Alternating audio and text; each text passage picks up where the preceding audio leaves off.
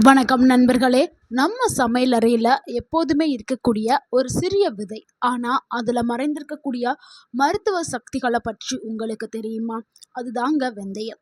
வெறும் ஒரு table spoon வெந்தயத்தை தினமும் சரியான முறையில் சாப்பிட்டால் சர்க்கரை அளவு கட்டுப்படுத்தலாம், செரிமானத்தை மேம்படுத்தலாம், உடல் எடையை குறைக்கலாம், மூட்டு வலி குறைய ஆரம்பிக்கும், முடி மற்றும் சர்ம ஆரோக்கியத்தை மேம்படுத்துறதுக்கு இது உதவியாக இருக்குது.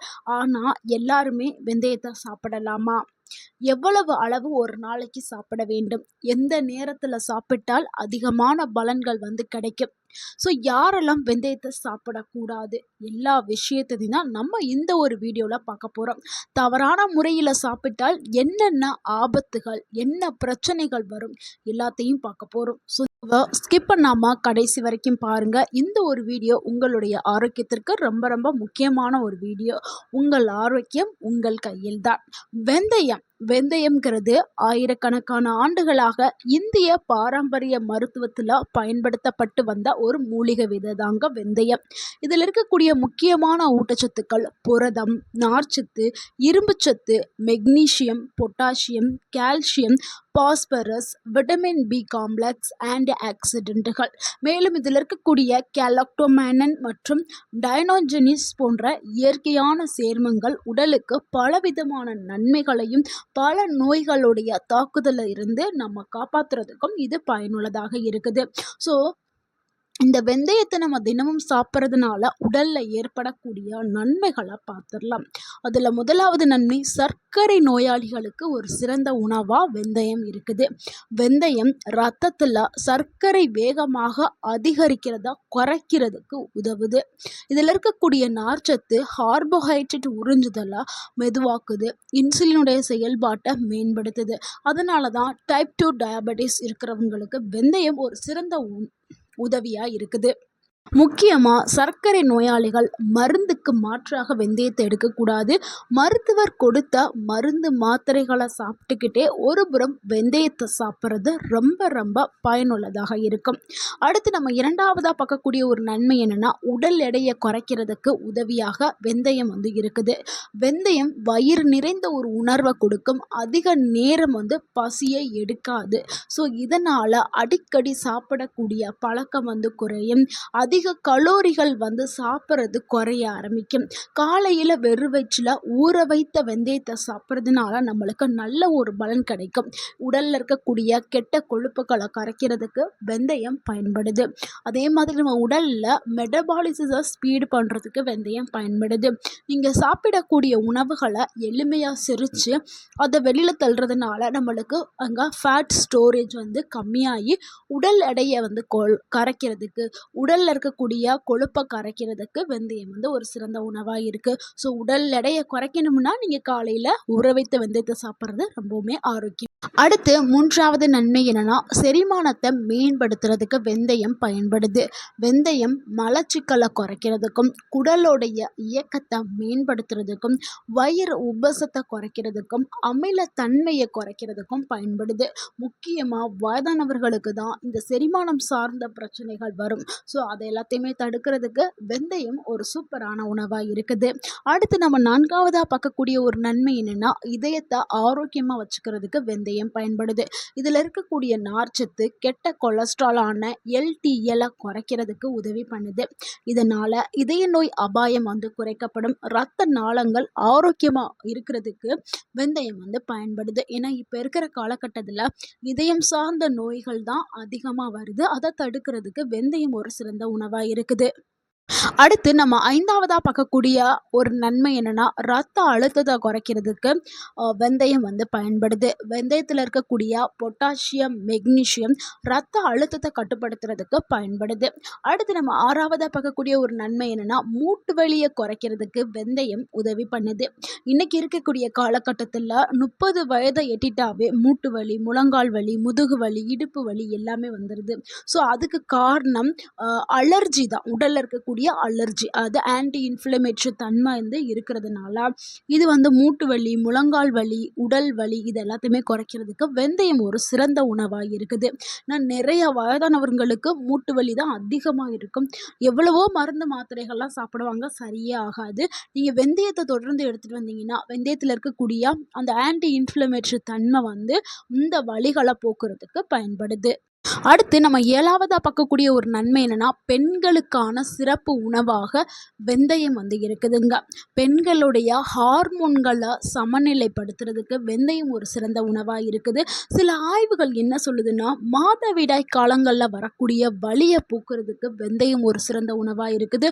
முக்கியமா பாலூட்டும் தாய்மார்களுக்கு பால் சுரப்ப அதிகரிக்கிறதுக்கு வெந்தயம் ஒரு சிறந்த உணவா இருக்குது. அதனால பெண்கள் கண்டிப்பாக வெந்தயத்த உணவுல எடுத்துக்கிறது, இல்ல காலையில ஊற வைத்த வெந்தயத்த சாப்பிட்றது ரொம்பவுமே ஆரோக்கியமானது. இப்ப இருக்கக்கூடிய காலகட்டத்தில பெண்களுக்கு என்ன பிரச்சனை வருது? ஹார்மோன் இன்பேலன்ஸ் ஆகி தைராய்டு, பிசிஓடி, ஒபெசிட்டி இந்த மாதிரியான பிரச்சனை நிறைய பெண்கள் சந்திக்க நேரிடுது. ஸோ அந்த பிரச்சனைகள்ல இருந்து மீண்டு வர்றதுக்கு வெந்தயத்த பயன்படுத்துறது ரொம்ப ரொம்ப சிறந்தது. அதே மாதிரி சில பெண்களுக்கு வந்து அந்த மாதவிடாய் காலங்கள்ல அடி வயிற்றில வலி ஏற்படும். ஸோ அப்படி ஏற்படும்போது சிலர் என்ன பண்ணுவாங்கன்னா, உடனே போய் மெடிக்கல் ஷாப்ல போயிட்டு மாத்திரை வாங்கி போடுறது, இந்த மாதிரிலாம் பண்ணுவாங்க. ஸோ அது வந்து தற்காலிகமாக அப்போதைக்குன்னு அந்த வலிய நிப்பாட்டும். பிறகு வந்து மிகப்பெரிய சைட் எஃபெக்ட்டை கொடுக்கும். ஆனால் நம்மளுடைய தாத்தா பாட்டி காலத்தில் இருந்தே நம்மளுடைய முன்னோர்கள் வந்து இந்த மாதவிடாய் காலங்களில் வரக்கூடிய வலியை ஸ்டாப் பண்ணுறதுக்கு 1 டேபிள் ஸ்பூன் வெந்தயத்தை எடுத்து வாயில் போட்டு தண்ணி குடிச்சிட்டு தான் வந்திருக்காங்க. ஸோ இதனால் நம்ம உடலுக்கு ரொம்பவுமே ஆரோக்கியமானதான், எந்த ஒரு பக்க விளைவுமே இல்லை. ஸோ இந்த வீடியோ பார்க்கக்கூடிய பெண்கள் இன்னுமே வந்து மாத்திரை மருந்து அப்படின்னு தேடி போகாமல் இயற்கையான உணவுகளை எடுத்துக்கிறது ரொம்ப ரொம்ப ஆரோக்கியமானது. அடுத்து நம்ம 8வதா பார்க்கக்கூடிய ஒரு நன்மை என்னன்னா, ஆண்களுடைய ஆரோக்கியத்திற்கு வந்து வெந்தயம் வந்து பயன்படுதுங்க. சில ஆய்வுகள் என்ன சொல்லுதுன்னா, வெந்தயம் ஆற்றலை அதிகரிக்கிறதுக்கு, உடலுக்கு எனர்ஜியை கொடுக்கறதுக்கு, உடற்பயிற்சி திறனை மேம்படுத்துறதுக்கு, முக்கியமா டெஸ்டோஸ்டரான் ஹார்மோன், இது ஆண்களுடைய ஹார்மோன். இந்த டெஸ்டோஸ்டரான் ஹார்மோன் அளவை ஆதரிக்கிறதுக்கு வெந்தயம் பயன்படுறதாக சில ஆய்வுகளே தெரிவிக்குதுங்க. ஸோ நம்மளுடைய முன்னோர்கள் காலத்தில் இந்த வெந்தயத்தை தான் பயன்படுத்திட்டு வந்திருக்காங்க. அதனால தான் அவங்களுக்கு எந்த பிரச்சனையுமே இல்லாமல் அப்போ நிறைய குழந்தைகளை வந்து பெற்றெடுத்திருக்காங்க. ஆனால் இப்போ பாருங்க, நிறைய பேருக்கு பிரச்சனை, எதுக்கெடுத்தாலும் ஹாஸ்பிட்டல்னு போகிறோம். இன்னுமே ஆண்கள் பெண்கள் எல்லாருமே வெந்தயத்தை உணவில் எடுத்துக்கிறது ரொம்பவுமே நல்லது. இது ஆண்களுக்கு தேவையான ஆண்மை பவரை கொடுக்குது. அடுத்து 9வதா நம்ம பார்க்கக்கூடிய ஒரு நன்மை என்னன்னா, முடி வளர்ச்சிக்கு வெந்தயம் பயன்படுதுங்க. ஏன்னா முடி கொட்டுற பிரச்சனையும் பெரிய பிரச்சனையா இருக்குது. இது பொடுகை குறைக்கிறதுக்கு, முடி உதிர்தலை குறைக்கிறதுக்கு, முடி வேர்களை பலப்படுத்துறதுக்கு வெந்தயம் பயன்படுது. வெந்தயத்தை நம்ம ஊற வச்சு அதை நீங்கள் அரைச்சு ஹேர் பேக்காக நீங்கள் தலையில் தடவி ஒரு 30 நிமிடம் வச்சுட்டு அதுக்கப்புறம் நீங்கள் டேப் வாட்டரில் கழுவிட்டு வந்தீங்கன்னா முடி நல்லா சைனிங்காகவும் இருக்கும், முடியோடைய வேர்களும் பலப்படுத்தப்படும். நம்மளுடைய முன்னோர்கள் அந்த காலத்துல இதைத்தான் பயன்படுத்திட்டு வந்தாங்க. இப்போ எல்லாருமே என்னாச்சு, ரொம்ப கெமிக்கல்ஸை வந்து யூஸ் பண்ண ஆரம்பிச்சிட்டோம். அதனால முடி அதிகமாக கொட்ட ஆரம்பிக்குது. ஸோ இன்னுமே நீங்கள் வெந்தயத்தை ஹேர் பேக்காக போட பயன்படுத்துறத உங்களுடைய வாழ்க்கையில் அட்லீஸ்ட் மாதத்திற்கு ஒரு முறையாவது இதை பின்பற்றுங்க. அடுத்து 10வதா பார்க்கக்கூடிய ஒரு நன்மை என்னன்னா, சருமத்திற்கான நன்மை தாங்க. இதில் வந்து ஆன்டி ஆக்சிடென்ட்டுகள் அதிகமாக இருக்குது வெந்தயத்தில். அதன் காரணமாக முகப்பரு, வறண்ட சருமம், கரும்புள்ளிகள் இதெல்லாமே குறையிறதுக்கு வெந்தயம் வந்து பயன்படுது. ஸோ வெந்தயத்தை நம்ம ரெகுலராக நம்ம இன்டேக்காக எடுக்கும்போது நம்மளுடைய சருமம் வந்து கிளியரான ஒரு சருமம் கிடைக்கும், நல்ல ஒரு க்ளோயிங்கான சருமமும் கிடைக்கும். அடுத்து 11வதா பார்க்கக்கூடிய ஒரு நன்மை என்னன்னா, கல்லீரலுடைய ஆரோக்கியத்திற்கு இந்த வெந்தயம் வந்து பயன்படுதுங்க. ஸோ வெந்தயம் கல்லீரலை பாதுகாக்கிறதுக்காக பயன்படுது. ஸோ கல்லீரலுடைய செயல்பாட்டை மேம்படுத்துறதுக்கும் அதை ஆரோக்கியமாக வச்சுக்கிறதுக்கும் பயன்படுது. அடுத்து 12வது நன்மை என்னன்னா, நோய் எதிர்ப்பு சக்தியை வலுப்படுத்துறதுக்கு வெந்தயம் பயன்படுது. வெந்தயத்தில் இருக்கக்கூடிய ஆன்டி ஆக்சிடென்ட்டுகள், தாதுக்கள் உடல்ல இருக்கக்கூடிய நோய் எதிர்ப்பு அமைப்பை ஆதரிக்கிறதுக்கு பயன்படுது. வெளியிலிருந்து வரக்கூடிய பாக்டீரியா, வைரஸ் போன்ற தொற்றுகள எதிர்த்து போராடுறதுக்கு வெந்தயம் பயன்படுது. இவ்வளவு நன்மைகள கொண்ட இந்த வெந்தயத்த எப்படி சாப்பிடலாம் அப்படிங்கிறத பார்த்துரலாம். அதுவும் சரியான முறையில எப்படி சாப்பிடுறதுங்கிறத பார்த்துரலாம். ஒரு மெத்தட் இரவுல ஊற வைத்து சாப்பிடும் மெத்தட். 1 டேபிள் ஸ்பூன் வெந்தயத்த இரவு முழுக்க ஊற வைத்து மறுநாள் காலையில நம்ம விதைகள வாயில போட்டு நல்லா பற்களால மென்று சாப்பிடணும். தண்ணி நீங்க விருப்பம் இருந்தா குடிங்க. இல்லன்னா கீழ ஊத்திருங்க. ஸோ இது ஒரு மெத்தடு. அடுத்து 2வது மெத்தட் என்னன்னா, முளைக்கட்டிய வெந்தயத்த சாலட் மாரி சேர்த்து சாப்பிடுறது. அடுத்து 3வது மெத்தட் என்னன்னா, வெந்தயத்த லைட்டா வடச்சட்டியில போட்டு வறுத்துறணும். கருக விடாம வறுத்து எண்ணெயெல்லாம் ஊத்தக்கூடாதுங்க. வெறுமனமே வெந்தயத்த வறுத்து, அத நீங்க பவுடர் பண்ணி 1/4 டேபிள் ஸ்பூன் அளவு நீங்க அந்த வெந்தய பவுடர எடுத்து, நீங்க மோர்லயோ, இல்ல சுடு தண்ணீலயோ கலந்து குடிச்சிட்டு வரலாம். இல்ல வெறுமனமே அந்த வெந்தய பவுடர வாயில போட்டு நீங்க தண்ணி குடிச்சுக்கலாம். அது உங்களுடைய விருப்பம். ஸோ இந்த மாதிரி பயன்படுத்தலாம். 4வது மெத்தட் என்னன்னா, நீங்க நார்மலா நீங்க சமைக்கக்கூடிய சாம்பார், குழம்பு, ரசம் என்னென்ன சமைக்கிறீங்களோ அது எல்லாத்துலயுமே சிறிதளவு வெந்தயத்த சேர்த்துட்டே வர்றது.